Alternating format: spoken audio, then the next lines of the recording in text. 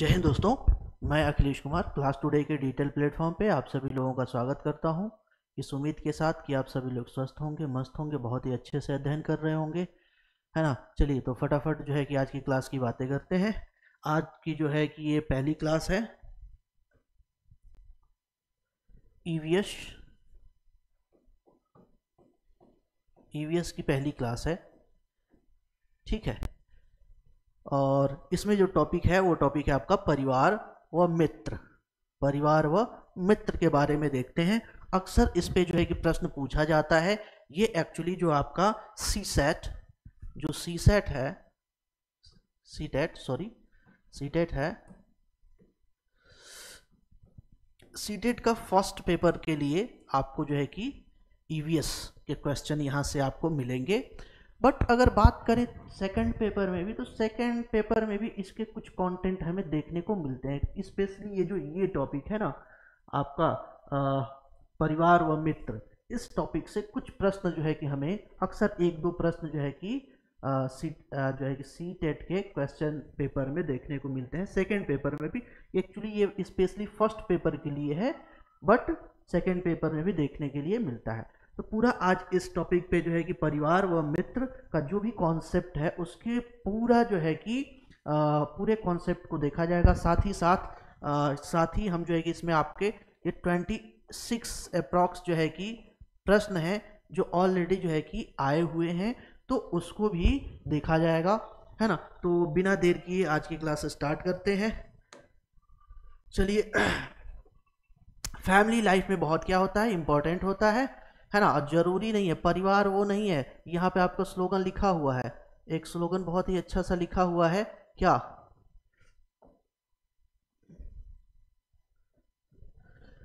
ये जरूरी नहीं कि तस्वीरों में साथ होने वाले परिवार हों, पर मुसीबतों में साथ खड़े होने वाले परिवार होते हैं, है ना।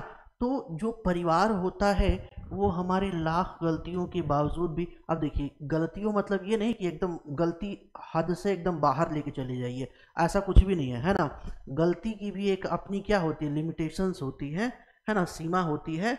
तो उस सीमा के अंदर अगर आप गलती करते हो तब भी जो है कि माफ़ी मिल जाती है। और परिवार हर एक कंडीशन में आपके साथ खड़ा होता है, वही परिवार होता है। नहीं तो तस्वीरों में तो बहुत सारे लोग होते हैं, सेल्फियों में बहुत सारे लोग होते हैं। आज सोशल मीडिया का ज़माना है तो उस पर आपके फ्रेंड लिस्ट जो है लिस्ट में और भी ज़्यादा लोग होते हैं, बट उसका कोई लेना देना है नहीं, है ना। तो चलिए इसी जो है कि थॉट के साथ आज की क्लास स्टार्ट करते हैं। फैमिली फैमिली क्या है? फैमिली क्या है? तो अगर समाज शास्त्रियों की बात किया जाए तो समाज शास्त्रियों को अकॉर्डिंग देखें तो सामान्य तौर पे जो फैमिली के बारे में समझा जाता है, परिवार के बारे में समझा जाता है कि पेरेंट्स होंगे, यानी कि मम्मी पापा होंगे और उनके अनमैरिड बच्चे होंगे। कौन कौन होगा? तो पेरेंट्स होंगे, मम्मी पापा, साथ उनके अनमैरिड बच्चे होंगे। ये मिला के एक जो है कि सामान्य तौर पे फैमिली यानी कि परिवार की एक संरचना बनती है। बट इसमें अब एक समस्या है, जरूरी थोड़ी है हमेशा जो है कि समाज बदलता रहता है, और समाज के बदलने के अकॉर्डिंग अगर देखें तो बहुत सारे परिवार हमें ऐसे मिल जाएंगे जिसमें इनकम्प्लीट पेरेंट्स होंगे। इनकम्प्लीट पेरेंट्स का मतलब ये हो गया कि माँ और बाप में से एक ही होगा, है ना, और उनके बच्चे होंगे। तो इस तरह की जो फैमिली होती है उसे गृहस्थ बोल देते हैं, या हाउस होल्डर जो है कि इंस्टीट्यूशन बोल देते हैं। बट ये फैमिली के कैटेगरी में नहीं आता है। सामान्य तौर पे देखें तो फैमिली जो हाउस होल्ड है, जितनी भी फैमिली है सारी फैमिली हाउस होल्ड की कैटेगरी में आती है ना। बट कुछ हाउस होल्ड ऐसे होते हैं जो फैमिली की कैटेगरी में नहीं आते हैं। वो ऐसे हाउस होल्ड होते हैं जिसमें पेरेंट्स यानी कि मम्मी पापा में से एक क्या होता है, एब्सेंस होता है। यहाँ पे सारी चीज़ें आपको जो देखने को मिल जाएगा। According to the sociologist, it is the essential to have a husband, wife and children in a family. Unmarried family भी लगा होगा कहीं पर, है ना। ऐसे में किसी एक के अभाव में परिवार न होकर गृहस्थ का रूप ले लेता है ना, हाउस होल्ड का रूप ले लेता है। In such a situation due to the absence of one person, यानी कि मम्मी पापा में से एक, है ना, एक अगर नहीं है, it become not a family, ये परिवार नहीं होगा, but take a form of householder, यानी कि ये हाउस होल्ड का जो है कि एक स्वरूप संरचना जो है कि बना लेता है, यह जो है कि कोई ये प्रॉपर फैमिली नहीं बनता है। यही चीज यहाँ पे लिखा, सभी परिवार गृहस्थ होते हैं, लेकिन सभी गृहस्थ परिवार नहीं होते हैं, है ना। जैसे होता है ना, बायोलॉजी पढ़िए तो all protein is amino acid, but all amino acid is not protein, है ना। तो इस तरीके का जो है कि यहाँ पे भी कुछ कॉन्सेप्ट हमें देखने को मिलता है मोटा मोटा। सामान्य रूप से जो है कि क्या परिवार देखा जाए तो सामाजिक संगठन की इकाई है। क्या है? इकाई। जैसे हमारी बॉडी है, हमारी बॉडी की यूनिट क्या है? इकाई क्या है? इकाई। एक सबसे छोटी इकाई क्या है? सेल है, कोशिका है। वैसे ही हमारी जो सोसाइटी है, सोसाइटी की जो यूनिट है, जो इकाई है, वो क्या है? तो परिवार है, फैमिली है। In general family is the consider to be the fundamental unit of social organisation, है ना। जो सामाजिक संरचना है उसका जो है कि एक ऑर्गेनाइजेशन जो है कि सबसे छोटी इकाई कौन सी होती है? परिवार ही होता है। परिवार से ही बालक की प्रारंभिक शिक्षा, यानी कि परिवार, देखिए अब यहाँ से जो है कि जो बच्चा पैदा होता है तो परिवार से ही उसकी शिक्षा दीक्षा सारी चीजें शुरू हो जाती है। और इसी वजह से परिवार को क्या बोला जाता है? प्राथमिक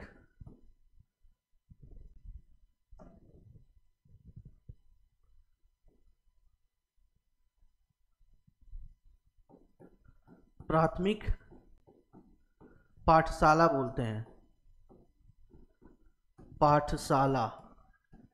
प्राथमिक पाठशाला, है ना। परिवार को क्या बोला जाता है?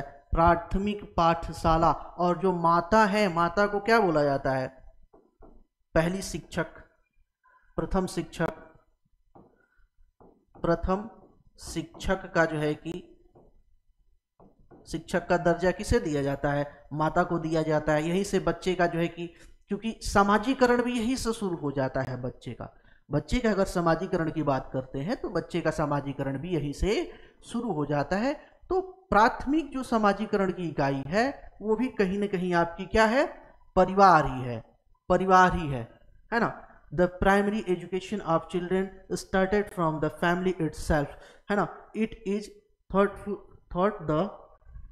Through the family that the child learn quality like love, cooperation, discipline, यानी कि जो आपका प्रेम है, सहयोग है, अनुशासन है, ये सारा जो गुण है वो कहाँ से सीखा जाता है? तो फैमिली के द्वारा ही सीखा जाता है ना। मैकाइवर व पेज के अनुसार देखा जाए, मैकाइवर और पेज क्या कहते हैं परिवार के बारे में? तो परिवार पर्याप्त निश्चित यौन संबंध द्वारा परिभाषित एक ऐसा समूह है जो बच्चों के जनन एवं पालन पोषण की उचित व्यवस्था करता है। According to MacIver and Page, family is a group defined by fairly definite sexual relation which makes proper arrangement for the reproduction and rearing of children, है ना। तो ये कहने का मतलब क्या होता है? ये जो मैकाइवर वो पेज कहते हैं कि ये कुछ लोगों का समूह है जो रक्त संबंध से जो है कि या वैवाहिक संबंध के द्वारा एक दूसरे से जुड़े होते हैं और इसमें जो है कि सेक्सुअल एक्टिविटीज द्वारा अपने नेक्स्ट जनरेशन को, यानी कि अगली पीढ़ी को जो है कि जनित किया जाता है। तो इस तरह के एक ग्रुप को क्या बोल देते हैं? परिवार बोल देते हैं। तो ये प्रॉपर जो है कि सोशल बायोलॉजिकल डेफिनेशन जो है कि प्रॉपर ये परिवार के यहाँ पे देते हैं। परिवार के कार्य देखें तो परिवार के कार्य में जो है कि दो भागों में बांटा गया है। एक तो जो है कि ऐसे कार्य हैं जो बिल्कुल कंपलसरी हैं, जिनके बिना काम चल ही नहीं सकता। कुछ काम ऐसे हैं जिनके बिना काम चल सकता है ना। तो सामान्य तौर पे देखा जाए तो दो भागों में बांटा गया है, इसेंशियल और अननेसेसरी या नॉन इसेंशियल। ये दो तरह के जो है कि काम देखने को मिलते हैं। अगर इसेंशियल में हम देखते हैं तो आपका क्या क्या हो जाएगा? तो ये आपका हो जाएगा आवास एंड सुरक्षा, भोजन व पोषण, आर्थिक प्रावधान, शिक्षा व मार्गदर्शन, स्वास्थ्य व देखभाल की बात करते हैं, है ना, भावनात्मक सपोर्ट, सामाजिक प्रावधान, मनोरंजन व अब देखिए ये जो मनोरंजन और आराम है ना, ये आपका अनावश्यक कार्यों में जो है किया जाता है सामान्य तौर पे, जरूरी नहीं है। अब देखिए जिसके पास प्रॉपर अपना रोजगार ही नहीं है, हर एक वक्त का जो है कि सोचना पड़ता है, जैसे सुबह का खाना है तो शाम का क्या है, फिर सुबह का क्या है, अगले दिन का हमेशा सोचना पड़ता है, तो सोचना पड़ता है तो उसके लिए प्रायोरिटी पे जो है कि रोटी कपड़ा और मकान ही रह जाता है, फिर वो इंटरटेनमेंट को जो है कि साइड लाइन कर देता है। तो इस तरीके से जो है कि आपको नॉन इसेंशियल में काउंट करने को देखने को मिलता है यहाँ पे, है ना। Various provision of the house are included in the essential function of family, such as housing and security, food and nutrition, financial provision, education and guidance, health and care, emotional support, social provision, entertainment and leisure, यानी कि ये non essential में आ जाएगा ये, है ना। इसके बाद देखते हैं तो एक और जो है कि सोशलिस्ट हैं, इनके द्वारा देखा जाए ऑगबर्न व निमकॉफ, ऑगबर्न और निमकॉफ के द्वारा देखते हैं तो यह भी जो है कि 6 वर्गों में बांटते हैं। कार्य को कितने भागों में बांटते हैं? 6 में। आर्थिक, प्रक्रियात्मक, रक्षात्मक, आनंदपद, धार्मिक व शैक्षणिक क्रियाकलाप, यानी कि मोटा मोटा यही जो यहाँ पे हमने 5-6 कारक देखे हैं जो कंपलसरी है कार्य परिवार के हिसाब से, वही यहाँ पे जो है कि जितने भी लोग बांटे हैं वहाँ पे, यहाँ पे भी देखेंगे तो ये 6 है आपके। इकोनॉमिकल है, प्रक्रियात्मक है, डिफेंस का है ना, रिक्रिएशनल है और रिलीजियस है, एजुकेशनल एक्टिविटीज़ है, ये सारा जो है कि कहाँ पे आ जाता है? कंपल्सरी। हालांकि ये जो वाला है ना, ये इंटरटेनमेंट वाला, इसको थोड़ा ध्यान दीजिएगा, ये एक्चुअली नॉन कंपल्सरी में ये काउंट किया जाता है, या अननेसेसरी जो चीज़ें होती हैं उनमें काउंट किया जाता है, जरूरी नहीं है। लुंडबर्ग के अकॉर्डिंग देखें तो ये 4 प्रमुख जो है क्रियाकलाप के बारे में बात करते हैं, है ना। प्रमुख रूप से प्राथमिक समूह का संतोष, श्रमिकों का सहयोग व विभाजन, बच्चों की देखभाल व प्रशिक्षण, यौन व्यवहार और प्रजनन।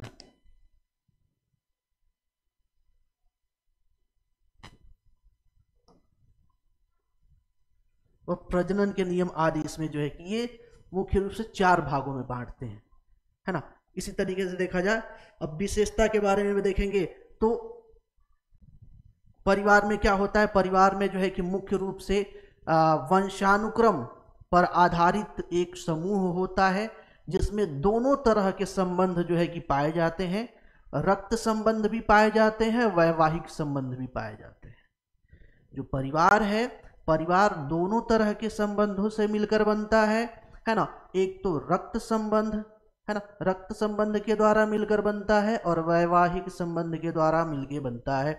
इसमें जो है कि रक्त संबंध में क्या, जो आनुवंशिक गुणों का जो है कि क्या होता है? स्थानांतरण होता है, एक जनरेशन से दूसरे जनरेशन, यानी एक पीढ़ी से दूसरे पीढ़ी तक जो है कि क्या होता है, जो है कि यहाँ पे स्थानांतरण होता है। पारिवारिक सदस्यों के बीच वंशानुगत संबंध होते हैं तथा कुछ विशिष्ट गुण एक पीढ़ी से दूसरे पीढ़ी तो को प्राप्त होते रहते हैं। यही चीज यहाँ पे लिखा गया है। There are hereditary relation between family members and some special qualities are passed on from one generation to the next generation. ठीक है, समाज क्या है? परिवार की इकाई है। ये यहाँ पे जो है कि ऑलरेडी लिखा हुआ है, सोशल इंस्टीट्यूशन, है ना। Family acts as a fundamental unit of social institution. अब यहाँ पे एक चीज और है, संतान उत्पत्ति।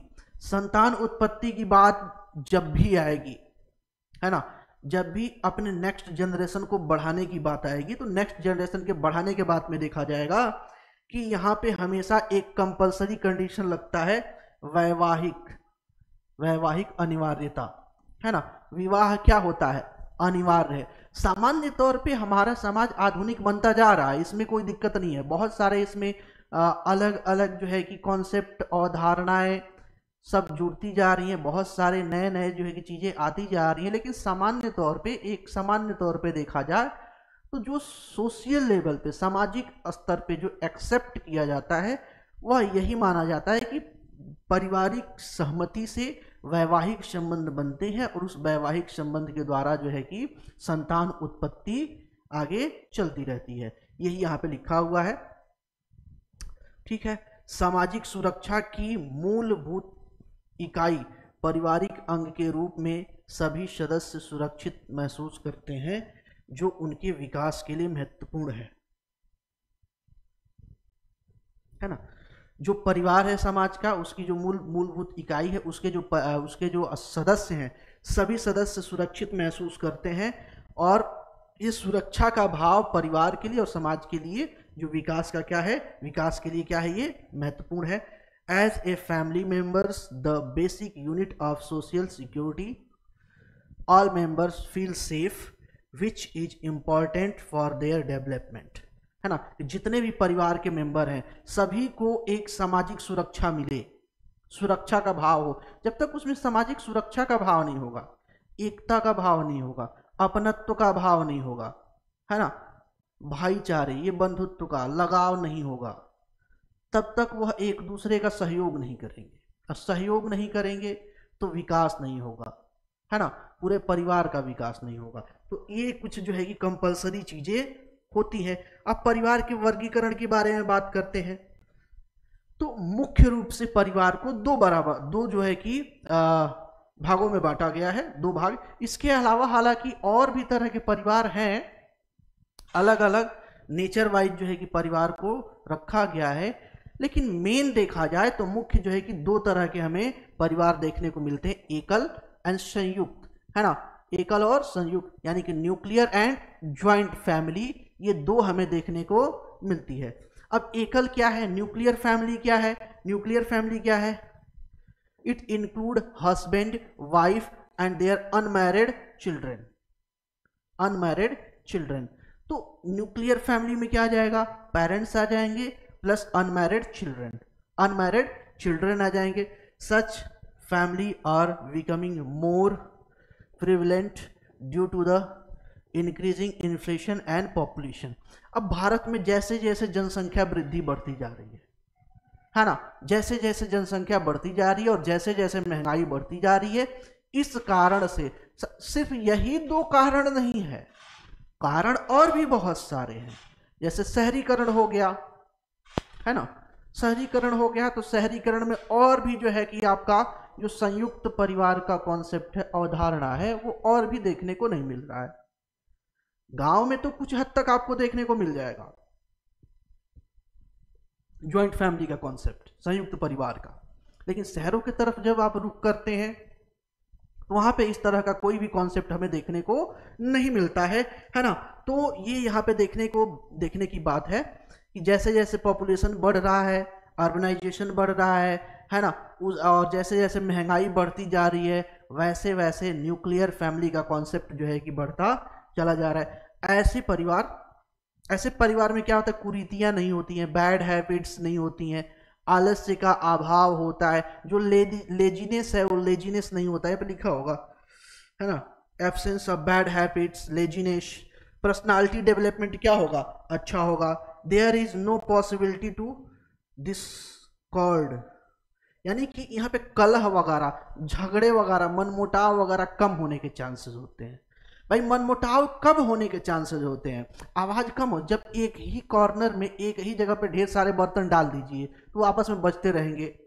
वैसे ही ज्वाइंट फैमिली में है, ज्वाइंट फैमिली में एक साथ आपके 15-20 मेंबर हैं, 25 मेंबर हैं, तो थोड़ी बहुत नाराजगी होती है तो टेंशन बढ़ता है, कलह बढ़ता है, ये सारी चीजें होती रहती है। लेकिन जब बात आती है न्यूक्लियर फैमिली में, एकल परिवार में, तो वहां पे मेंबर ही कम है, 3-4 मेंबर हैं, हस्बैंड वाइफ हैं और बच्चे हैं।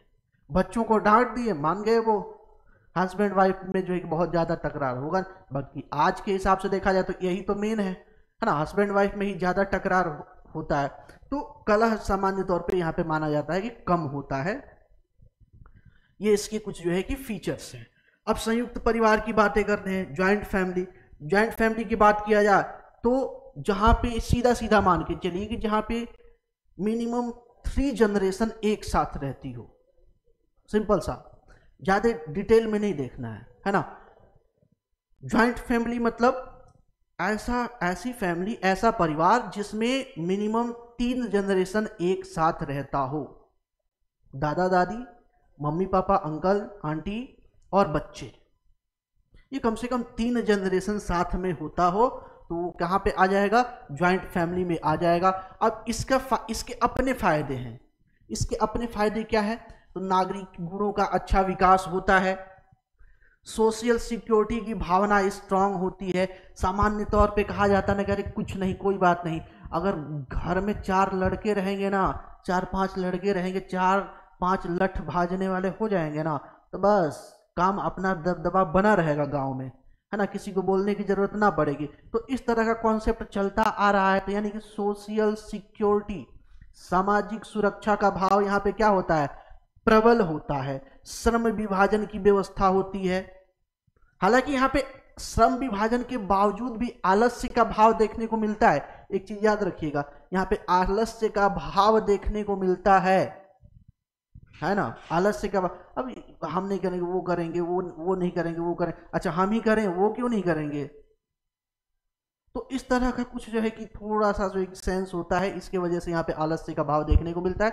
भारतीय परिवेश में देखा जाए तो संयुक्त परिवार जीवन का क्या है, आधार है। In this the quality of ideal citizen develop, the feel of social security develops, there is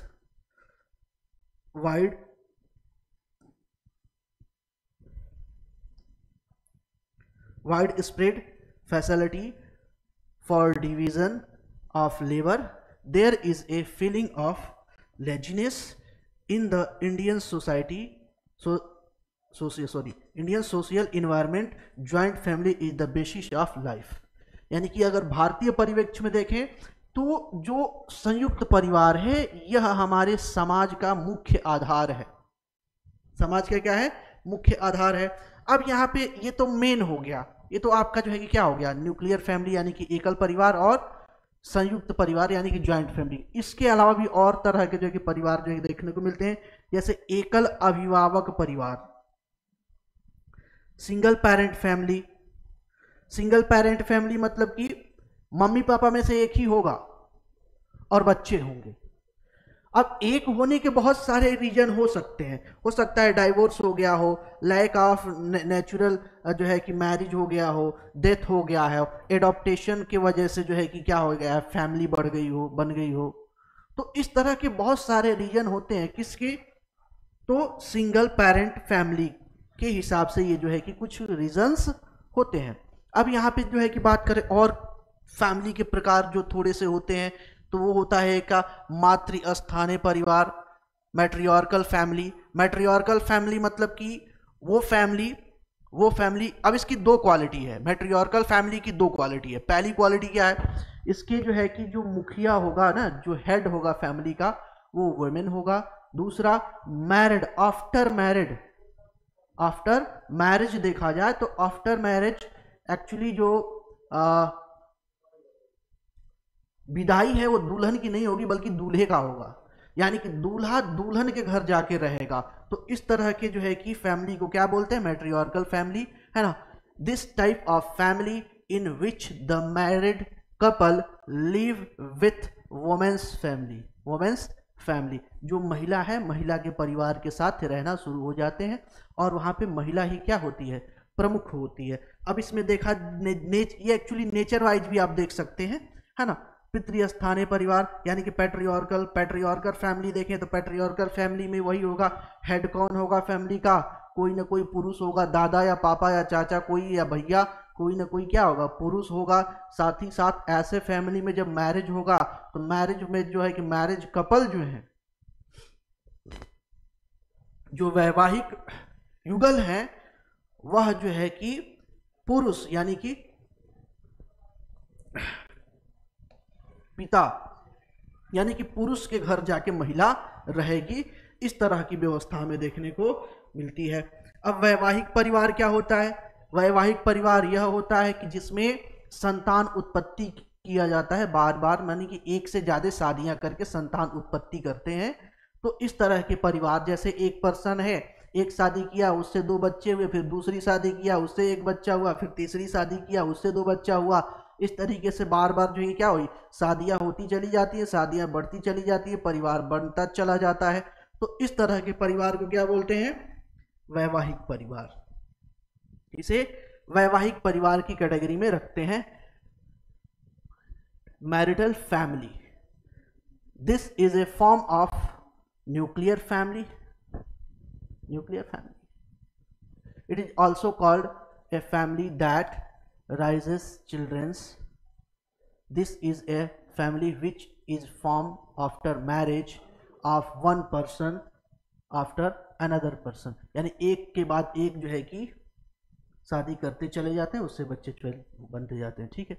समरक्त संबंध, समरक्त संबंध मतलब कि ऐसे संबंध होते हैं जो एक ही पूर्वज से निकल के आते हैं, है ना, यानी कि जिनका पेरेंट्स एक ही हो, जिनका रक्त संबंध, या आप कह लीजिए कि जो आनुवांशिक रूप से, हेरिडिटरी रूप से क्या हो, एक दूसरे से रिलेटेड हो। जैसे भाई बहन हो गए, है ना, भाई बहन हो गए, भाई भाई हो गए, बहन बहन हो गए, है ना। इस तरह के रिलेशन जो है कि यहाँ पे हमें देखने को मिल जाएगा। और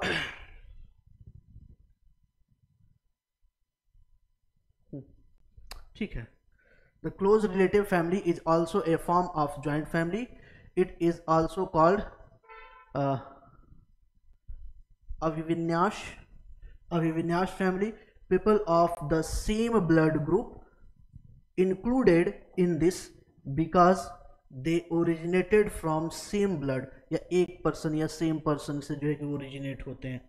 परिवार का महत्व देखते हैं तो परिवार में ही सर्वप्रथम बालक का सामाजिकरण होता है। ये ऑलरेडी मैं आपको स्टार्टिंग में ही क्या किया हूँ, बता दिया हूँ कि सामाजिकरण स्टार्ट कहाँ से होता है। सामाजिकरण का पहला चरण या पहला संस्थान बालक का कौन है? परिवार है। वहीं से पारिवारिक गुणों का विकास धीरे धीरे बच्चे में होना शुरू हो जाता है। परिवार ही बालक की क्या है? प्रथम पाठशाला है। और जो माता है वो बालक की कौन है? तो प्रथम शिक्षिका है ना, प्रथम गुरु है कहा जाता है परिवार। और जैसा जैसा परिवार आचरण करेगा वैसा वैसा क्या होगा, बच्चा सीखेगा। The child also try to behave like the elders in family. जैसा जैसा बच्चा क्या होगा, देखेगा, जानेगा, वैसा वैसा सीखेगा, अब वैसा वैसा बिहेव करेगा आपके, है ना। एक बहुत ही सोशल अवेयरनेस के लिए एक बहुत अच्छा जो है कि पहले वीडियो बनाया गया था, जिसमें क्या हुआ था कि एक महिला है, वो अपने सास को क्या करती है, एक कटोरे में जो है कि अलग से खाना देती है। वो कटोरा अलग से दरवाजे पे रखा रहता है, और मन किया धुला, मन किया नहीं धुला, वैसे ही जो है कि रखा रहता है, उसी में उनको खाना पानी मिलता रहता है। तो इस क्रम में देखते हैं कि जब एटलीस्ट उन्हें ओल्ड एज होम पहुंचाया जाता है तो वो अब लास्ट में कटोरा फेंकने जाती है। उनका बेटा देखता है तो बोलता है कि मम्मी मत फेंको, रख दो इसे, क्योंकि तुम भी बूढ़ी हो जाओगी तो इसी में तो खाओगी। तब उनका जो है कि थोड़ा सा ये चूंकि ये सोशल अवेयरनेस के लिए बनाया गया था, तो सोशल अवेयरनेस के लिए बनाया गया था, मतलब ये है कि बच्चा जो देखता है वही सीखता है। सिंपल सा फंडा ये है ना। जैसा बड़े बिहेव करेंगे, अब छोटे बच्चे को देख लीजिए ना, आप छोटे बच्चे को देख लीजिए। अगर मान लीजिए किसी बच्चे के घर में ना कोई डॉक्टर है, समझिए कोई डॉक्टर है, और बच्चा देख रहा है कि वो कैसे डेली तैयार होके अपना जो है कि इस स्कोप वगैरह लगा के, वाइट कोट टांग के, कैसे शूज वगैरह जो है कि पहन के जाते हैं वॉक करते हुए, कैसे बात करते हैं, तो फिर उसको बच्चा कॉपी करने लगता है ना। या फिर बच्चा जिसके भी ज्यादा करीब होता है उसको जो है कि कॉपी करना शुरू कर देता है। तो ये सारी चीजें जो है कि यहाँ पे देखने को हमें मिलती है। अब बालक परिवार की जैसी सोशल कंडीशन होगी वो बालक को क्या करती है, इफेक्ट करती है। अब यहाँ पे जान लीजिए, चाहे हम परिवार की सोशल कंडीशन की बात करें, वो भी बच्चे को क्या करेगी, इम्पैक्ट करेगी। परिवार की इकोनॉमिकल कंडीशन की बात करें, आर्थिक स्थिति कैसी है, वो भी इम्पैक्ट करेगी। सोशल कंडीशन मतलब कि बच्चा बहुत अच्छे जो है कि संस्कारों वाला है, तो उसमें जो है कि मैनर्स अच्छे होंगे, उनका विकास वगैरह क्या होगा, अच्छा होगा, उनकी सोच अच्छी होगी, बिहेवियर सब कुछ क्या होगा, अच्छा होगा। अगर बच्चे के परिवार की आर्थिक कंडीशन बहुत अच्छी है, तो आर्थिक कंडीशन अच्छी है तो उसे अच्छा एजुकेशन मिलेगा, अच्छा एजुकेशन मिलेगा तो उसका मेंटल डेवलपमेंट अच्छा होगा, फिजिकल डेवलपमेंट अच्छा होगा, है ना। और अच्छा न्यूट्रिशन मिलेगा, अच्छा न्यूट्रिशन मिलेगा तो उसके जो है कि फिजिकल डेवलपमेंट भी क्या होगा, बहुत अच्छा होगा। तो ये सारी, इसके साथ साथ अगर मान लीजिए कि ये भी जो है कि बैकग्राउंड का बहुत इम्पेक्ट पड़ता है कि उनके मम्मी पापा का या दादा दादी का बैकग्राउंड कैसा है, एजुकेशनल बैकग्राउंड है, नॉन एजुकेशनल बैकग्राउंड है, क्रिमिनल बैकग्राउंड है, नॉन क्रिमिनल बैकग्राउंड है ना, किस तरह का बैकग्राउंड है, उसका भी इम्पैक्ट बच्चे पे जो है कि ऑलरेडी देखने को पड़ता है। अगर पढ़े लिखे माँ बाप हैं, पढ़े लिखे फैमिली का बच्चा है तो ज़्यादा एक्टिव होगा, उसकी थॉट प्रोसेस अच्छी होगी, है ना, उसके मन में अच्छे विचार आएंगे। ये सारी चीज़ें हमें देखने को मिलती है। अगर बच्चे का जो है कि फैमिली में कोई क्रिमिनल बैकग्राउंड है, आपराधिक जो है कि प्रवृत्ति का व्यक्ति है और वो उसे देख रहा है, तो बच्चा भी वो धीरे धीरे चीज़ें क्या करता है, एडॉप्ट करने लगता है। ठीक है, ये सारी माता पिता का स्वास्थ्य और शारीरिक संरचना का भी क्या होता है, बच्चे पे अच्छा प्रभाव पड़ता है। देखो ये एक्चुअली सारी बातें जो की जा रही है, ये मानो कि 70-30 का रेशियो होता है, 70-30 का रेशियो होता है। जरूरी नहीं है कि ऐसा हो ही, जरूरी नहीं है कि ऐसा हो कि जो है कि आपका पेरेंट्स जैसा है बच्चा वैसा हो जाए, ऐसे थोड़ी होता है ना। अब अमिताभ बच्चन जी जो है कि सदी के महानायक का कहलाए, उनके भी जो है कि बेटा जी हैं अभिषेक बच्चन जी, वो भी अपने स्तर पे अच्छे हैं बट उतना अच्छे नहीं हो पाए अभिनेता, है ना। इसी तरीके से जो आपके सचिन तेंदुलकर है, ये अपने जो है कि क्या है, क्रिकेट के लेजेंड है, इनके बेटे उस तरीके से नहीं हो पाए। तो इस तरीके से बहुत सारे पर्सनालिटी हैं जिनका जरूरी नहीं है कि वो चीज मतलब दिखे। कुछ जो है कि आपके इन्वायरमेंटल इम्पैक्ट भी होता है, लेकिन सामान्य तौर पे एक मोटा मोटा एक अध्ययन है कि ये सारी चीजें क्या होती है, इम्पैक्ट करती है। ये सारी चीजें बच्चों पे क्या करती है, इम्पैक्ट करती है। बालक के स्वाभाविक विकास में वातावरण के तत्व का सहयोग, मतलब तो याद रखिएगा, जो कि बच्चा जो होता है, बच्चे के विकास में दो ही चीजों का इंपॉर्टेंट रोल होता है। बच्चे के चाहे आप मेंटल डेवलपमेंट की बात करें, फिजिकल डेवलपमेंट की बात करें, संज्ञानात्मक विकास की करें, भावनात्मक विकास की करें, जिसकी भी अगर आप बात करते हैं, उसमें सिर्फ दो ही चीजों का इंपॉर्टेंट रोल होता है। एक तो होता है आनुवंशिकता का, जो हेरिडिटी उनको जो है कि पेरेंट्स से मिलता है ना, आनुवंशिक जो फीचर्स जो है कि लक्षण मिलते हैं वो, साथ में जो इन्वायरमेंट मिलता है उनको ग्रो करने के लिए, वो ये दो ही चीजों का जो है गहरा प्रभाव पड़ता है। और ये अक्सर आप देखेंगे पेपर में इस तरह का प्रश्न जो है कि आपको मिल जाएगा। ठीक है, environmental element are helpful in the natural development of child. It is the responsible of the family to provide the right environment to children. और अच्छा इन्वायरमेंट, बच्चे को अच्छा इन्वायरमेंट मिले, ये अधिकार किसको दिया गया है, पेरेंट्स को दिया गया है। अब ये पेरेंट्स की रिस्पॉन्सिबिलिटी है कि हम अपने बच्चे को अच्छा से अच्छा, उसके डेवलपमेंट के लिए, विकास के लिए हम अच्छा न्यूट्रिशन, अच्छा एजुकेशन, अच्छी जो है कि हेल्थ फैसिलिटी, ये सारी चीज प्रोवाइड की जाए। ये किसकी रिस्पॉन्सिबिलिटी है, पेरेंट्स की। हालांकि अगर कॉन्स्टिट्यूशनल स्टेटस देखा जाए तो इसमें गवर्नमेंट को भी रिस्पॉन्सिबिलिटी दी गई है। इसी वजह से देखिए कि बहुत सारे जो है कि हेल्थ फैसिलिटी फ्री में मिलती है। जो प्रेग्नेंट लेडीज हैं, प्रेग्नेंट लेडीज के बारे में देखेंगे तो उनको चेकअप वगैरह, सारी मेडिसिन वगैरह, यहाँ तक कि डिलीवरी के टाइम जो आपका ट्रांसपोर्टेशन की फैसिलिटी है वो सारी गवर्नमेंट के द्वारा जो है कि दी जाती है। साथ ही साथ आपको जो है कि और भी टीकाकरण, वैक्सीनेशन वगैरह देखा जाए तो वो गवर्नमेंट अपने तरफ से देती है, उसका कोई पैसा नहीं लगता है। तो ऐसी बहुत सारी, इसके बाद भी देखेंगे बच्चा जब तक 3 साल का नहीं हो जाता है तभी आंगनबाड़ी के थ्रू न्यूट्रिशन जो है कि क्या किया जाता है, अच्छा न्यूट्रिशन बच्चे को प्रोवाइड करने की कोशिश की जाती है गवर्नमेंट के द्वारा। तो ये सारी चीजें हैं। तो मतलब पेरेंट्स की पहली रिस्पॉन्सिबिलिटी किसकी है? पेरेंट्स की है। उसके बाद गवर्नमेंट की भी क्या है रिस्पॉन्सिबिलिटी, गवर्नमेंट भी इसके लिए क्या है प्रॉपर रिस्पॉन्सिबल है ना। इसके लिए प्रोविजन प्रॉपर जो है कि कॉन्स्टिट्यूशन में, संविधान में करके रखा गया है। ठीक है, ठीक है। डिसिप्लिन, दिनचर्या, बच्चा जो है कि बच्चे के पे जो है कि डेवलपमेंट पे डिसिप्लिन है, जो दिनचर्या है उसका, जो रूटीन है उसका बहुत गहरा क्या होता है, इम्पैक्ट होता है ना।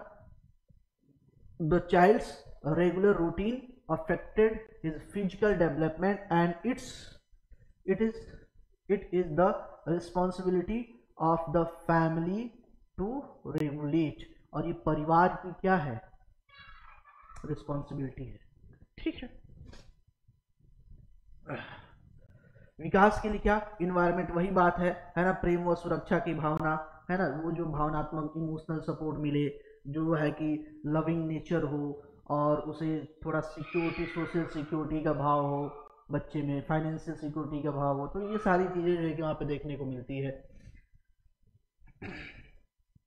ठीक है, इसके अलावा देखा जाए तो विकास में और इंपॉर्टेंट रोल किसका है, तो गेम्स का और वर्कआउट, गेम्स और वर्कआउट जितना जो है कि ये कंपलसरी है कि बच्चे को एजुकेशन मिले, अच्छी जो है कि हेल्थ जो है कि फैसिलिटी मिले, अच्छा गाइडेंस मिले, है ना, अच्छा न्यूट्रिशन मिले। वैसे ही ये कंपलसरी है कि एक बच्चे को अच्छा एक खेल का इन्वायरमेंट मिले, व्यायाम यानी कि एक्सरसाइज, वर्कआउट का जो है कि इन्वायरमेंट मिले। ये सारा जो है कि टाइमिंग प्रोवाइड करना किसका काम है, फैमिली का। जिससे क्या होगा, बच्चे के जो आपके मोटर ऑर्गन्स हैं उनका अच्छा डेवलपमेंट होगा, है ना, उसका क्या होगा, अच्छा डेवलपमेंट होगा। जो बोन है स्ट्रांग होंगी, मसल्स हैं स्ट्रांग होगी, है ना। इसके वजह से जो है कि ये सारी फैसिलिटी प्रोवाइड करना, ये भी रिस्पॉन्सिबिलिटी किसकी है, गवर्नमेंट की है। ये भी क्या है, सॉरी, फैमिली की है, पेरेंट्स की है ना। चलिए आगे चलते हैं।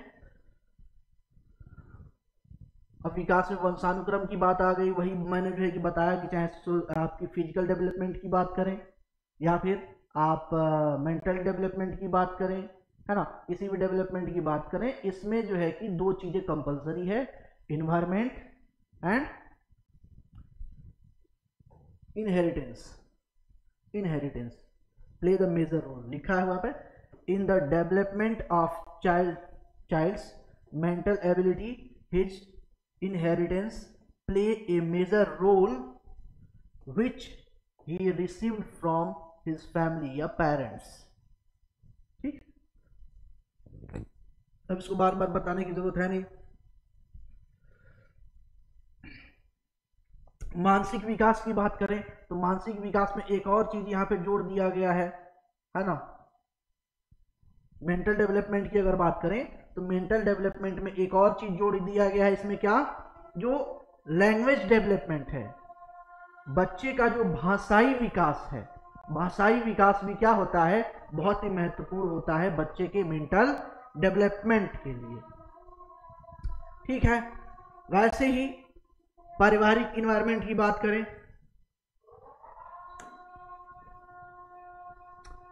पारिवारिक इन्वायरमेंट की बात करें यानी कि जिन परिवार का इन्वायरमेंट बहुत अच्छा होगा, हेल्दी होगा, माता पिता या दादा दादी या जो भी फैमिली मेंबर हैं उनका जो है कि रिलेशन हेल्दी होगा, ऐसे फैमिली के बच्चे देखेंगे तो वो उनका डेवलपमेंट भी क्या होता है, अच्छा होता है, उनकी सोच भी क्या होती है, अच्छी होती है, उनका फिजिकल ग्रोथ भी क्या होता है, अच्छा होता है, सारी चीज़ें क्या होती है, अच्छी होती है। जिन फैमिली में, अभी मैंने बताया कि जिन फैमिली में कहीं ना कहीं क्रिमिनल बैकग्राउंड या कुछ ना कुछ ऐसा होता है, रॉन्ग एलिमेंट होता है, वहाँ पे उसका इम्पैक्ट बच्चों पे भी पड़ता है वो सारी चीज़ों का।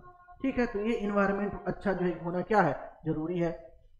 अच्छी आर्थिक कंडीशन वाले परिवारों के बच्चों की क्या होगी, अच्छा भोजन जो है कि आपका अच्छा भोजन मिलेगा, है ना, सही शिक्षा का वातावरण मिलेगा, खेल व मनोरंजन का अवसर अच्छा मिलेगा, ये सारी चीज़ें क्या होंगी, अच्छा होंगी। अपॉर्चुनिटी बच्चे के पास अच्छा होगा तो उसको जो है कि डेवलपमेंट वगैरह सारा चीज़ें क्या होगा, अच्छा होगा। माता पिता की शिक्षा का भी बालक पे क्या होता है, अच्छा प्रभाव पड़ता है। अभी मैंने बताया कि अगर मम्मी पापा क्या है, एजुकेटेड है, तो उसका बच्चा भी क्या होगा, एक्टिव होगा, एक्टिव लर्नर होगा, है ना। हालांकि ये 70% ही सही है, 30% चीज़ें जो है कि इन्वायरमेंट डिपेंड करती हैं, पर्यावरण पे डिपेंड करती हैं, लेकिन ये एक जो है कि अवधारणा है और इसी अवधारणा के हिसाब से चीज़ें चलती है। Parents education also has an impact on the mental development of child. ठीक है, अब मित्र क्या होता है, अब यहाँ पे मित्र क्या होता है, तो अगर हम बच्चे के कॉन्टेक्स्ट में देखें, बच्चे के परिप्रेक्ष्य में देखते हैं, तो मित्र यानी कि जो बच्चे का सहयोगी हो, उसके काम में हाथ बटाए, उसको समय दे और उसके साथ खेले, वो उसका क्या होता है, मित्र होता है। क्या क्या, बच्चे का सहयोगी है, उसका हाथ बटाए, उसके साथ खेले, वो कहाँ पे काउंट किया जाता है, मित्र के कैटेगरी में जो है कि रखा जाता है। A friend who helps a child in his work, play और play with him, friendship is a relationship. ठीक, जो वर्क, जैसे होमवर्क है, होमवर्क में काम बटा दिए, उसके साथ खेल लिए, थोड़े से उससे बातें कर ली, थोड़ा उसे घुमाने लेके चले गए, तो इस तरह की जो है कि एक रिलेशनशिप को हम क्या बोलते हैं, फ्रेंड, है ना, मित्र का दर्जा देते हैं। खास बात यह है कि मित्र में मित्रता का जो संबंध है, जो फ्रेंडशिप रिलेशनशिप है, ये जबरदस्ती किसी पे थोपा नहीं जा सकता। ये दो लोगों की भावनात्मक लगाव है। क्या है, भावनात्मक लगाव है, एक दूसरे से अटैचमेंट है, एक दूसरे से भावनात्मक जुड़ाव है। इस पे किसी तरह का हम जबरदस्ती अपनी मनमानी थोप नहीं सकते। दोनों लोग म्यूचुअल अंडरस्टैंडिंग से एक दूसरे के साथ क्या होंगे, जुड़ेंगे। तो इस तरह के संबंध को ही हम क्या कहते हैं, मित्रता, यानी कि फ्रेंड के सर्किल में रखते हैं। यही चीजें यहाँ पे लिखा गया, थोपा नहीं जाता है, रुचि और इंटरेस्ट के अकॉर्डिंग देख सुन के क्या किया, समझ के रखा जाता है। Friendship is a relationship which can't be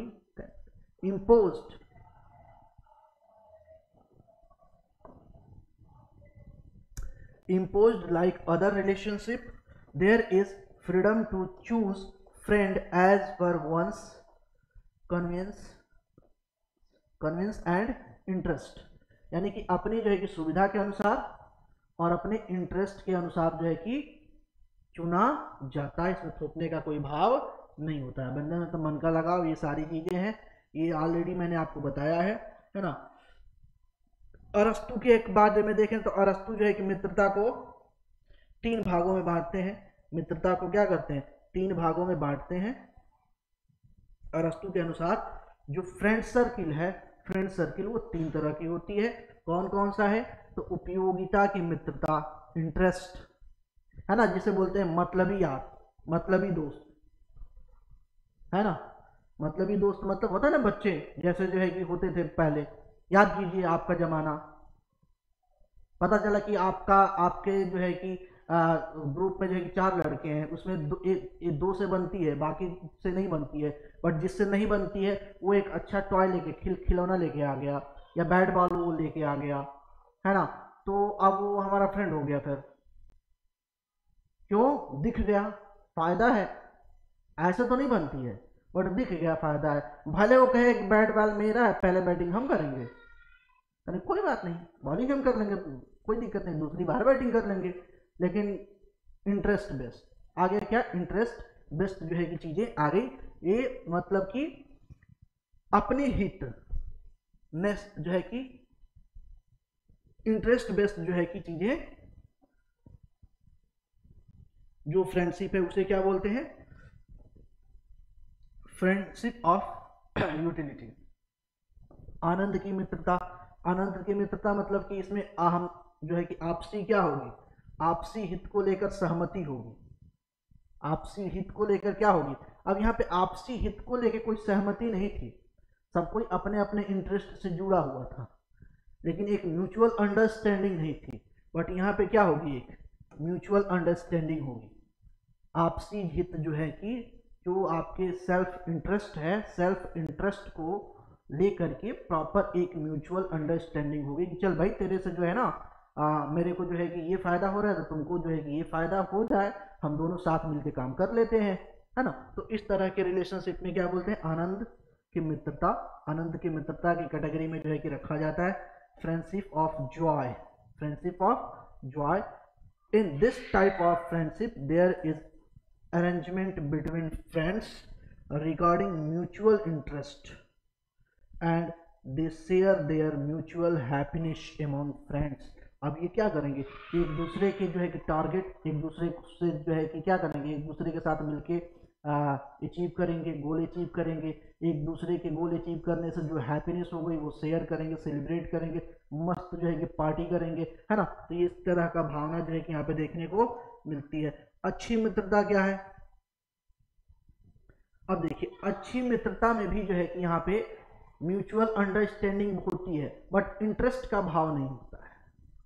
यहाँ पे देखेंगे तो चूंकि यहाँ पे क्या आपसी सम्मान का भाव होता है, क्या होता है, म्यूचुअल रिस्पेक्ट का भाव होता है, म्यूचुअल रिस्पेक्ट। यहाँ पे क्या था, म्यूचुअल अंडरस्टैंडिंग, यहाँ पे क्या था, म्यूचुअल अंडरस्टैंडिंग, जबकि यहां पे देखेंगे तो क्या है, म्यूचुअल रिस्पेक्ट है, एक दूसरे के लिए, एक दूसरे के लिए सम्मान की भावना है, एक दूसरे के लिए सहयोग की भावना है। यहां पे कोई इंटरेस्ट की भावना नहीं है ना। इस प्रकार की मित्रता में दो मित्रों के बीच आपसी सम्मान का भाव होता है और वह एक दूसरे के साथ आनंद लेते हैं। इसमें मित्रता हित पूर्ति व आनंद के लिए नहीं होती, हित पूर्ति के लिए नहीं होती है मुख्य रूप से। खैर मित्र है ना, अच्छा मित्र है तो मिलेंगे, मजा आएगा, आनंद होगा, टांग खिंचाई होगी, गप्पे लड़ाएंगे, घूमने जाएंगे, सब मस्ती होगी। बट यहां पे जो है कि मजे के लिए नहीं होगी, ऑब्जेक्टिव ये नहीं होगा, है ना, ठीक है। और इंटरेस्ट तो बिल्कुल ही नहीं होगा। ये चीज ध्यान, ये छोटी छोटी बातें हैं जो प्रश्न पूछता है, तो फिर जो है कि ये चीजें आपके माइंड में क्या होनी चाहिए बिल्कुल प्रॉपर, है ना। गुड फ्रेंड क्या है, in this type of friendship there is a feeling a mutual respect between two friends and there enjoy each other's companies in this friendship is not for fulfillment the interest and enjoyment। ये objective नहीं होता है, output जरूर होता है, लेकिन output में भी ये नहीं होता है ना, ये आउटपुट में होता है बट ये गोल नहीं होता है, ध्यान रखने वाली बात ये है, ठीक है। अब एक अच्छे मित्र की इंपॉर्टेंस क्या है, इंपॉर्टेंस ऑफ फ्रेंडशिप। अगर गुड फ्रेंड है तो उसका एक अच्छा इंपैक्ट जो है कि हमें इंपैक्ट क्या देखने को मिलता है, तो एक तो जो है कि सर्वांगीण विकास, ओवरऑल डेवलपमेंट। अगर एक अच्छा फ्रेंड है तो जब भी आप गलत करोगे आपको क्या करेगा, रोकेगा, टोकेगा, समझाएगा। अगर कुछ चीजें आपको नहीं आती है तो आपकी हेल्प करेगा, आपको बताएगा, आपको समझाएगा, तो आपको बताएगा, समझाएगा, जो इन्फॉर्मेशन आपके पास नहीं है वो इन्फॉर्मेशन आपको प्रोवाइड करेगा। तो इस कंडीशन में आपका जो डेवलपमेंट है, ओवरऑल डेवलपमेंट है, ओवरऑल डेवलपमेंट क्या होगा, अच्छा होगा। यानी कि सर्वांगीण विकास में क्या होगा, वो सहायक होगा, सर्वांगीण विकास में क्या होगा, सहायक होगा। जो गेम्स वगैरह है उसमें आपका जो है कि क्या पार्टनर बनेगा, सहभागी बनेगा, अच्छा कंपटीशन देगा आपको, हेल्दी कंपटीशन देगा आपको, है ना। तो हेल्दी कंपटीशन देगा तो डेवलपमेंट भी क्या होगा आपका, अच्छा होगा। कुसंगति से बचाएगा, बैड कंपनीज से क्या करेगा, आपको बचाएगा, कुसंगति से बचाएगा, बैड कंपनीज से, गलत दोस्तों के संगत में नहीं पड़ने देगा। बोलते हैं ना कि अरे इसका संगत का असर है, गलत देखो, गलत राह पे चल गया है ना। तो अगर अच्छा दोस्त है तो आपको कभी गलत सलाह नहीं देगा, गलत राह पे नहीं जाने देगा, किसी गलत संगति में आपको नहीं पड़ने देगा, है ना। ठीक है। अच्छा दोस्त है तो आपके एक सोशल वैल्यूज आप में क्या करेगा, अच्छा डालेगा, अच्छा एक जो है कि आइडियल स्टेटस सेट करेगा आपके लिए और अपने लिए, दोनों को दोनों के लिए। ये सारी चीजें हमें देखने को। Only a good friend teach social ideals and values, a good friend protect children from the adopting animalistic tendency. जो पशु प्रवृत्ति है, पशु प्रवृत्ति मतलब कि ऐसी प्रवृत्ति जो मानवीय समाज के लिए अच्छा नहीं है, उस तरह की प्रवृत्ति से आपको क्या करेगा, वो बचाएगा। ठीक है। महत्वपूर्ण जो है कि मेंटल डेवलपमेंट में अच्छी भूमिका निभा। संबंध के बारे में बात करें तो संबंध के बारे में वही बात करें, दो या दो से अधिक लोगों के बीच में जो आपके फैमिली होते हैं या जो लोग होते हैं उनमें दो तरह का जो है कि सामान्य तौर पे संबंध पाए जाते हैं परिवार में। एक तो ब्लड रिलेशन पाया जाता है, उसके बाद शादी के द्वारा वैवाहिक संबंध जो है कि पाया जाता है। रक्त संबंध वो होता है जो एक ही पेरेंट्स से आगे बढ़ता है, वैवाहिक संबंध जो विवाह के द्वारा क्या होता है, स्थापित होता है। ये सारी चीजें जो है यहाँ पे लिखी हुई हैं। ठीक है। Relationship is the foundation on which two और more peoples are related to each other on the basis of blood और मैरिज एंड फीलिंग्स।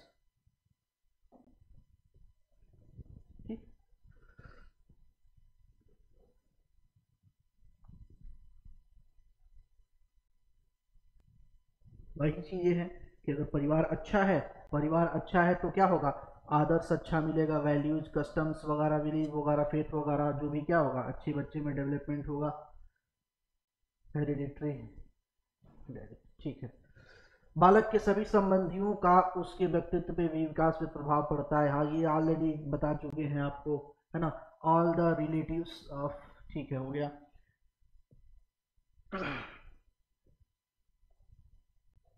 ये भी ऑलरेडी जो है कि आपको एक्सप्लेन कर चुके हैं, है ना। जैसे जैसे बच्चा जो है कि क्या होगा, बड़ा होगा। अगर बच्चा छोटा है तो सिर्फ मॉम यानी कि मदर के कांटेक्ट में है तो सिर्फ उसी का इम्पैक्ट पड़ेगा, मदर का इम्पैक्ट पड़ेगा। उसके बाद जो है कि जैसे जैसे बच्चा बड़ा होता जाता है वो परिवार के हर एक मेंबर के कांटेक्ट में चला जाता है और उसके अनुसार ही उसका डेवलपमेंट, विकास वगैरह जो है कि होता चला जाता है ना। इसमें क्या क्या जो है कि देखने को मिलता है, तो इसमें आपका जो है कि लविंग नेचर, सहानुभूति जो है कि सहानुभूति, सहनशीलता, सहयोग की भावना, इन सारी जो है कि वैल्यूज का जो है कि उसमें देखने को मिलता है या लर्न करता है वहां से। ये सारी चीजें यहाँ पे दे रखी हैं। संबंध दो प्रकार के होते हैं, वैवाहिक संबंध, मैरिटल रिलेशन एंड समरक्त यानी कि रक्त संबंध। ये ऑलरेडी मैंने आपको बता चुके हैं, तो अब इसको यहाँ पे टाइम वेस्ट नहीं करते हैं, आगे चलते हैं, है ना। ठीक है। कार्य व खेल। अब परिवार है तो परिवार में कार्य और खेल दो तरह से जो है कि इसको डिवाइड किया गया है। तो जो कार्य है, जो वर्क है, वो वर्क किसकी रिस्पॉन्सिबिलिटी है, तो जो एल्डर है, जो फैमिली के एल्डर हैं, जो बड़े लोग हैं, उनकी रिस्पॉन्सिबिलिटी क्या है, वर्क है। ठीक है। बच्चे की रिस्पॉन्सिबिलिटी क्या है, गेम खेलना, व्यायाम करना, स्टडी करना, ये किसकी है, बच्चे की जो है कि जिम्मेदारियां क्या, कार्य की जिम्मेदारी किसकी है, वयस्कों की है। बच्चे खेल कूद के लिए क्या होते हैं, अनिवार्य होते हैं। Sport are mandatory for childrens, यहाँ पे ऑलरेडी लिखा हुआ है। ठीक है। बाल्यावस्था में बच्चे क्या होते हैं, रचनात्मक प्रवृत्ति के होते हैं, रचनात्मक प्रवृत्ति के होते हैं, और यह भी रचनात्मकता उनको मिलती है कहाँ से, फैमिली से ही मिलती है।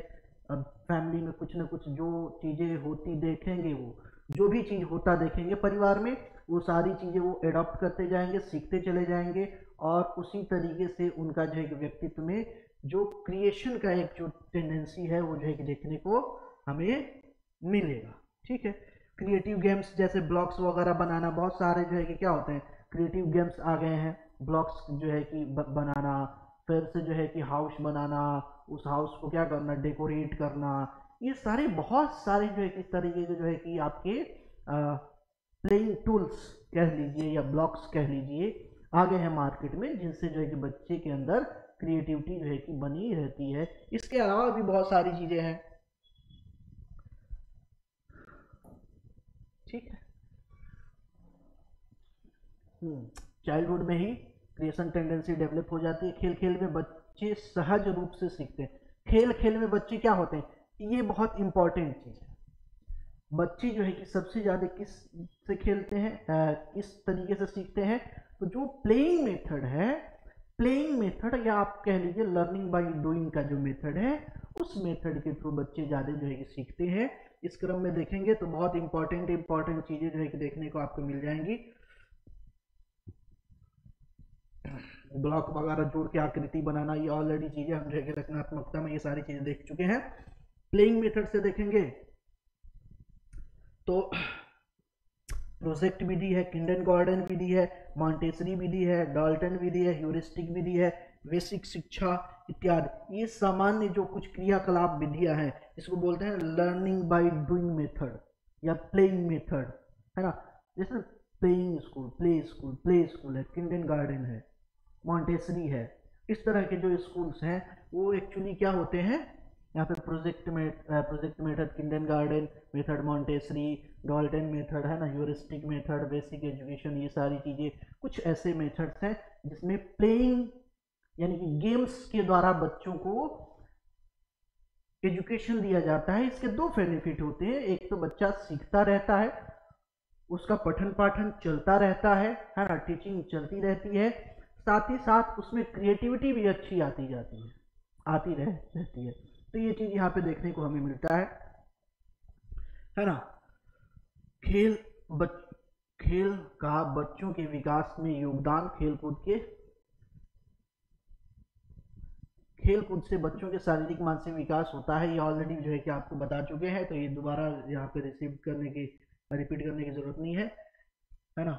यह बच्चों के शारीरिक, सामाजिक एवं रचनात्मक, ज्ञानात्मक क्षमता के विकास में सहयोग करता है खेलकूद।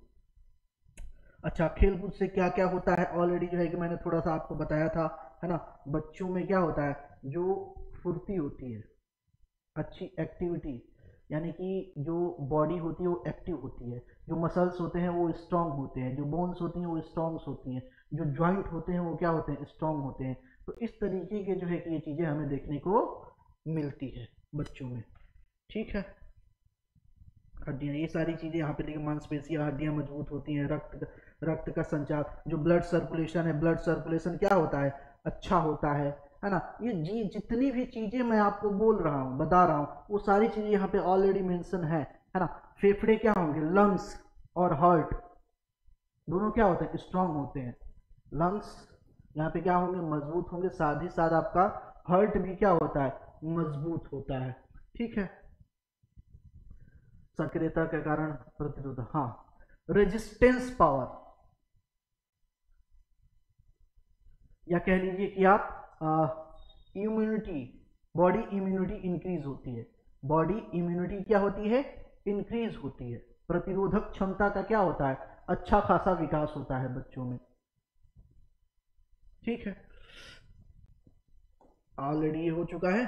कमजोर बच्चों, हाँ, जो भावनात्मक रूप से कमजोर बच्चे हैं, भावनात्मक रूप से क्या है, कमजोर बच्चे हैं, कुछ ना कुछ उसमें कमियां हैं, जो सामान्य तौर पे बच्चों से घुल मिल नहीं पाते हैं, तो उनके लिए जो प्लेइंग मेथड है बहुत ही अच्छा कारगर सिद्ध होता है, थेरेपी का काम करता है। उनमें एक अपनत्व या लगाव की भावना होती है, जिसके वजह से उनका अच्छा परफॉर्मेंस होने लगता है। जैसे एक मूवी आई थी तारे जमी पे, वहाँ पे जो है कि अवस्थी नाम का एक जो है कि बच्चा है, जो क्या है जो है कि थोड़ा सा वीक है मेंटली, या उसको कोई अंडरस्टैंड नहीं कर रहा है, वो किसी से कनेक्ट नहीं हो पा रहा है, जिसके वजह से दिक्कत हो रही है। अब एक पर्सन आता है, उसे जो है कि थोड़ा सा उसको प्लेइंग नेचर की तरफ लेके जाता है, उसे थोड़ा सा कनेक्ट करता है ना, और उसमें फिर डेवलपमेंट अच्छा होता चला जाता है। तो ये एक तरीके से जो प्लेइंग मेथड है वो एक तरीके से थेरेपी का काम करता है। अगर बच्चा जो आपसे कनेक्ट नहीं कर पा रहा है, यानी कि पेरेंट्स से या फिर टीचर से कनेक्ट नहीं कर पा रहा है, तो इस कंडीशन में जो है कि वो बहुत ही बच्चा जल्दी कनेक्ट कर पाता है। ठीक है। बहुत सारे बच्चे ऐसे होते हैं जो पढ़ने में तो बहुत अच्छे नहीं होते हैं, लेकिन स्पोर्ट में बहुत अच्छे होते हैं। तो जरूरी थोड़ी है कि पढ़ने में ही उनका कैरियर अच्छा होगा, स्पोर्ट में भी अगर कैरियर अच्छा होगा। तो आज देखिए जो है कि जो स्पोर्टमैन्स हैं, बहुत सारे लेजेंड हैं, उनका फ्यूचर कितना अच्छा है। तो ये भी एक ब्राइट फ्यूचर है, जरूरी नहीं है ना। ठीक है। प्लेइंग और वर्कआउट से क्या होता है, बच्चे में डिसीजन मेकिंग की क्षमता क्या होती है, अच्छी खासी हो जाती है। डिसीजन मेकिंग ओन डिसीजन लेने की क्षमता क्या हो जाती है, बढ़ जाती है। बच्चों की शिक्षा में खेल के महत्वपूर्ण भूमिका निभाते हैं, है ना, भूमिका निभाता है। ठीक। उचित स्थान, इसी तरीके से देखेंगे कि इसी वजह से जो स्कूल ही है, स्कूलिंग सिस्टम है, उसमें एक प्लेइंग आवर रखा जाता है बच्चों के लिए, है ना, चाहे वो प्लेइंग आवर जिस हिसाब से रखा जाए, बट एक प्लेइंग आवर रखा जाता है। तो ये प्रॉपर जो है क्या था, कंटेंट था। अब यहाँ से हम बात करेंगे क्वेश्चंस की। अब यहाँ से प्रश्न संख्या पहला, जितना हमने पढ़ा है लगभग उसी बेस पे सारे प्रश्न हैं, लगभग सारे प्रश्न उसी बेस पे हैं। तो इसको फटाफट जो है कि हम देखते चलते हैं, है ना। परिवार क्या है, एक समूह है, एक समुदाय है, एक सामाजिक संस्था है और एक भीड़ है। अब मुझे नहीं लगता कि आपको मेरे को जो है कि बताने की जरूरत है। ऑप्शन नंबर क्या हो जाएगा, सी हो जाएगा, एक सामाजिक संस्था है। सिंपल सी बात है, अभी हम ये देखते हुए आ रहे हैं। समाजशास्त्रियों के अनुसार परिवार में, according to socialist in the family, परिवार में कौन कौन होते हैं, पति पत्नी और बच्चों का होना अनिवार्य है, माता पिता और पति पत्नी का होना अनिवार्य है, माता पिता और बच्चों का होना अनिवार्य है, उपरोक्त सभी। ठीक है। तो इस क्रम में अगर हम देखते हैं दो में, तो इसमें जो मुख्य है आपका पति पत्नी होंगे, है ना, पति पत्नी होंगे और बच्चे होंगे, ये अनिवार्य यहाँ पे देखने को मिलता है। ठीक है।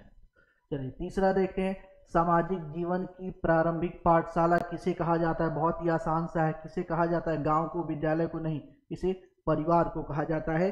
और प्राथमिक शिक्षक या गुरु, पहला गुरु किसे कहा जाता है, माता को कहा जाता है, किसने परिवार के कार्यों का वर्गीकरण आवश्यक व अनावश्यक रूप से कर रखा है ना। हमें चार ऑप्शन दे रखा है, इसमें कौन है, तो मैकाइवर। अभी हमने जो है इसे देखा कि इन्हें जो है कि आवश्यक और अनावश्यक दो रूपों में बांट रखे।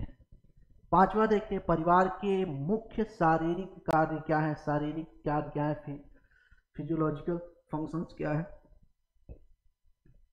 तो पालन पोषण, अपब्रिंगिंग, भोजन फूड, शारीरिक सुरक्षा क्या है, तो देखिए पालन पोषण भी है, अपब्रिंगिंग भी है, फूड सिक्योरिटी भी क्या इंश्योर करना जरूरी है, और शारीरिक सुरक्षा यानी कि फिजिकल सिक्योरिटी भी क्या है, कंपलसरी है। तो ऑल द एबाउ, डी ऑप्शन क्या है इसका, करेक्ट है, डी ऑप्शन इसका करेक्ट है।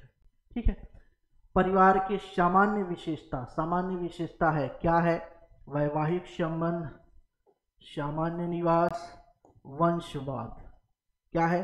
तो इस क्रम में अगर हम देखते हैं तो ये वैवाहिक संबंध भी आते हैं परिवार में, सामान्य निवास भी क्या है, जरूरी है, वंशवाद भी यहाँ पे, है ना, देखने को मिलता है। तो ये सारी चीजें ऑप्शन नंबर डी करेक्ट है। निम्नलिखित में से कौन सा संयुक्त परिवार का एक गुण नहीं है, ठीक है। तो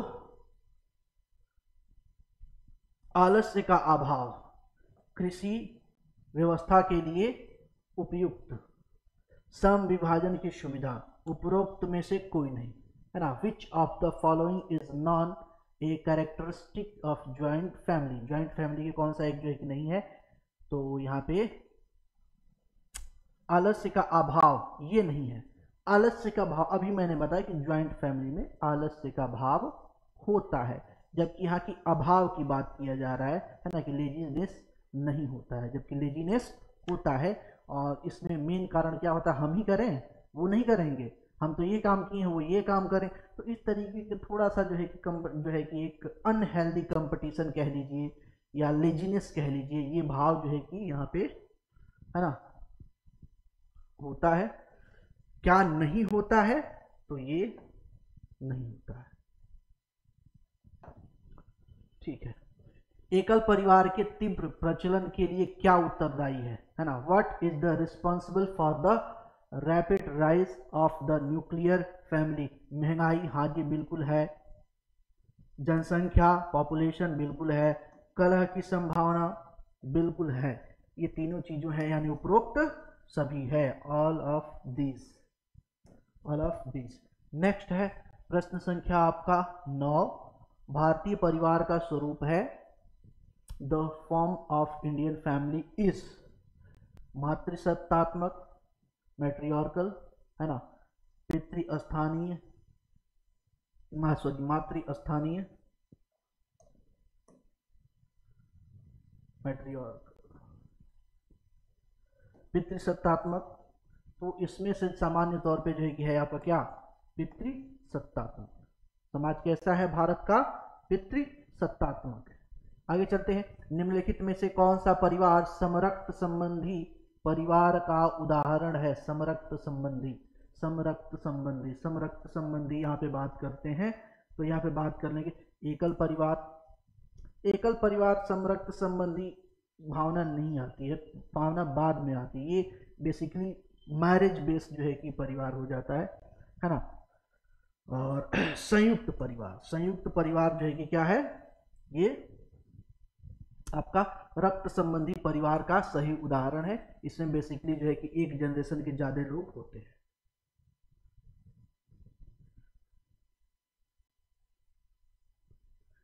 किस प्रकार के परिवार में वैवाहिक युगल स्त्री के परिवार के साथ निवास करता है। In which type of family does a married couple live with the women's family. सामान्य सी बात है, महिला के घर जाके रहने की बात है। तो इस तरह के फैमिली के बारे में मैंने 2 बातें बताई थी, है ना। जो मातृस्थानीय जो है कि है, उसमें 2 बातें बताई थी। पहला क्या कि उसकी मुखिया कौन होगी, एक कोई महिला होगी, साथ ही साथ जो विवाह होगा, विवाह में जो नवयुगल है यानी कि कपल है, वो महिला के घर जाके रहेगा। तो ये होगा मातृस्थानीय, मातृस्थानीय, है ना। निम्नलिखित में से किस परिवार को अभिविन्यास परिवार भी कहा जाता है। तो समरक्त, समरक्त, वैवाहिक, पितृस्थानीय, मातृस्थानीय। तो यहाँ पे अगर हम बात करते हैं तो ये है आपका समरक्त। समरक्त को ही क्या बोला जाता है, अभिविन्यास परिवार। Which of the following families is called the originated family. समरक्त, यहाँ पे जो है कि अभिविन्यास परिवार होना चाहिए, अभिविन्यास परिवार, ठीक है। समरक्त संबंध का उदाहरण किस प्रकार के परिवार में परिलक्षित होता है, ठीक है। चलो, तो अब यहाँ पे ऑप्शन क्या हो जाएगा, एकल परिवार, संयुक्त परिवार, सी। अगर यहाँ पे बात करते हैं तो ये सी ज्यादा ऑप्शन क्या है, सही है, ज्यादा ऑप्शन सही है। अगर ये नहीं होता, कुछ और होता, तब ऑप्शन ये सही हो जाता। बालकों का समाजीकरण सर्वप्रथम किसके द्वारा होता है, by home is the socialisation of children done first. सबसे पहले किसके द्वारा होता है, परिवार के द्वारा, शिक्षा के द्वारा, मित्रों के द्वारा, रिश्तेदारों के द्वारा। सबसे पहले किसके द्वारा होता है, परिवार। फिर से बता देते हैं आपको, सबसे पहले क्या होता है, परिवार, परिवार, परिवार के बाद आएंगे तो फिर आएगा आपका विद्यालय, विद्यालय, और उसके बाद अन्य। ये पहला हो जाएगा, ये दूसरा हो जाएगा, ये आपका तीसरा हो जाएगा। है ना। ठीक है, चलिए। विद्यालय में कौन सी मित्रता निम्नलिखित में से कौन सी मित्रता सर्वोत्तम है? Which of the following friendship is the best? आनंद की मित्रता, उपयोगिता की मित्रता, अच्छाई की मित्रता और उपरोक्त सभी। अब यहाँ पे अगर हम बात कर देते हैं फटाफट, तो यहाँ पे क्या होगा? सबसे पहले अच्छाई की मित्रता। अच्छाई की मित्रता क्या है? सबसे अच्छी होती है, जो म्यूचुअल जो है कि रिस्पेक्ट पे बेस होती है, जिसमें इंजॉयमेंट होता है ना, मजे होते हैं, बट इसमें इंटरेस्ट नहीं होता है, एक दूसरे से लाभ के लिए मित्रता नहीं की जाती है। ठीक है, और अस्तु द्वारा मित्रता के वर्गीकरण में क्या सम्मिलित है? क्या सम्मिलित है? उपयोगिता की मित्रता, आनंद की मित्रता, अच्छाई की मित्रता, उपरोक्त सभी। तो ऑल द एबाउ, उपरोक्त तीनों जो है ये क्या है? सही है। ये अभी अभी हमने क्या किया है? देखा है। रिश्तों का क्या आधार होता है? What is the basis of relationship? रक्त होता है, विवाह होता है, भावनाएं होती हैं। तो देखिए, रक्त आधार, रक्त संबंध भी होते हैं, वैवाहिक संबंध भी होते हैं, भावनात्मक संबंध भी होते हैं, तीनों आधार होते हैं। उपरोक्त क्या हो जाएगा? सभी हो जाएगा, यानी कि डी हो जाएगा। ठीक है। समरक्त संबंध में संबंध का आधार क्या होता है ना? What is the basis of relationship in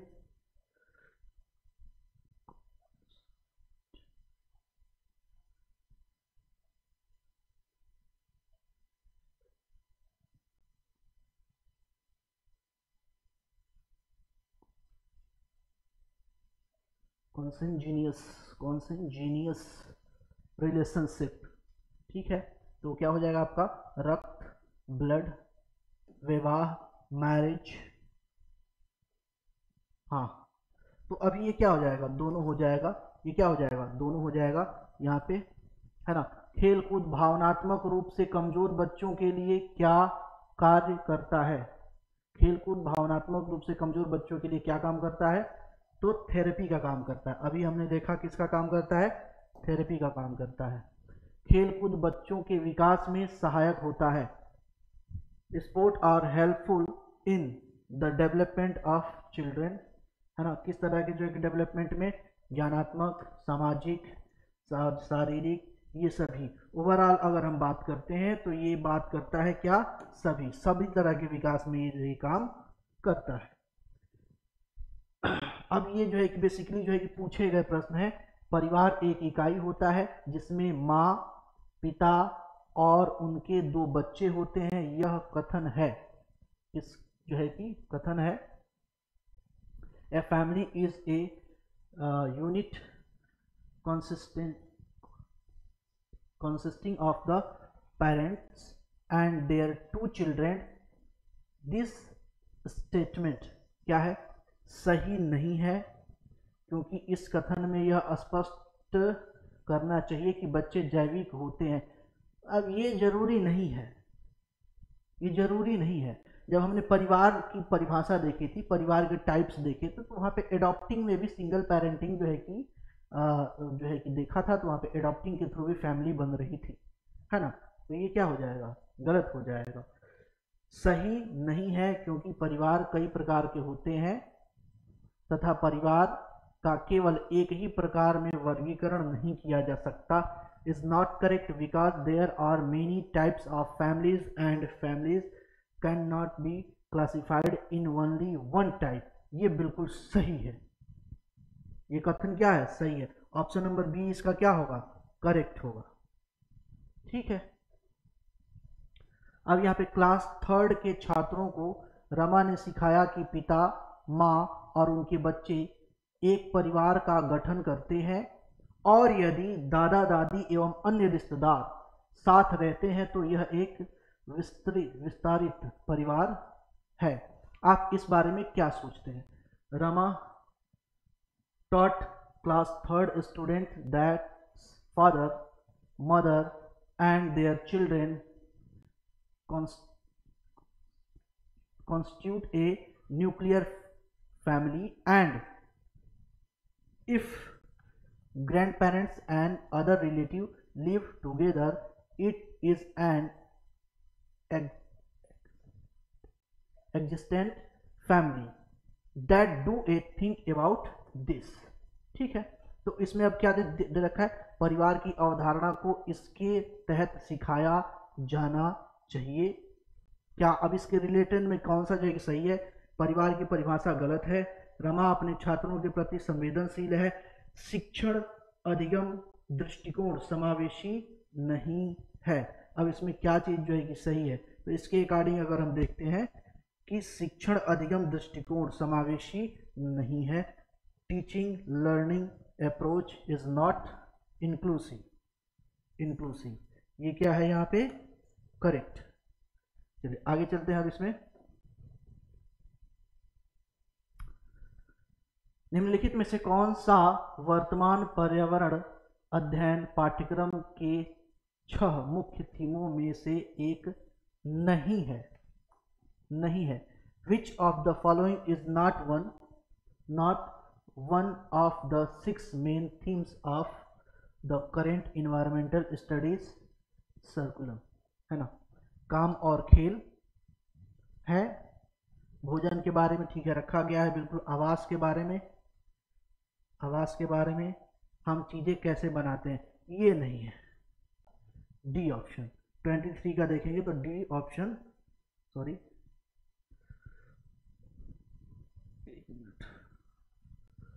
निम्नलिखित में से कौन सा वर्तमान पर्यावरण अध्ययन में 6 मुख्य थीम में से एक नहीं है? सॉरी, ये आपका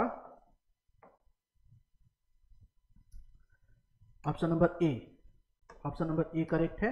काम और खेल यहाँ पे थीम में नहीं रखा गया है, जबकि भोजन रखा गया, आवास रखा गया, हम चीजें कैसे बनाएं ये भी चीज जो है कि वहां पे रखा गया है। क्या नहीं रखा गया है? काम और खेल।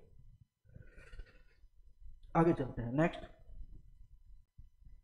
रीता अपने नौकरी वाले माता पिता, छोटे भाई, दादा दादी, चाचा एवं उसके परिवार के साथ रहती है। इस प्रकार के परिवार व्यवस्था को कहते हैं। अब यहाँ पे एक तरीके से ज्वाइंट फैमिली है ना। Rita live with her working mother, father, younger brother, grandfather, grandmother, uncle and their family. This type of family system is called, क्या कहते हैं इस तरह के फैमिली सिस्टम को क्या बोलते हैं? तो ये हमें देखने को मिलता है संयुक्त परिवार। क्या बोलते हैं? संयुक्त परिवार, जिसमें परिवार के सभी सदस्य एक साथ रहते हैं, ज्वाइंट फैमिली। ठीक है, आगे चलते हैं नेक्स्ट क्वेश्चन नंबर 25।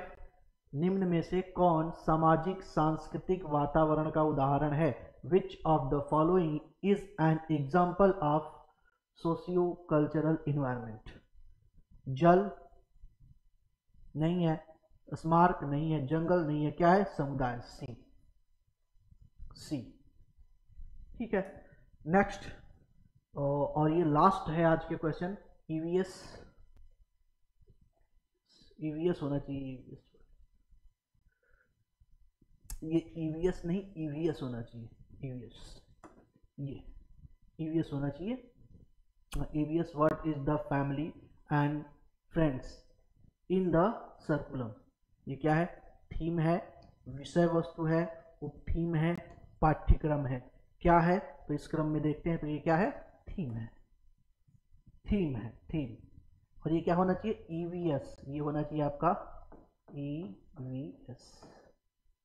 ठीक है, तो ये आज का जो है क्या था, लास्ट क्लास था, है ना। आज की क्लास को यहीं पे रहने देते हैं, मिलते हैं आपसे नेक्स्ट क्लास में। आज के लिए धन्यवाद।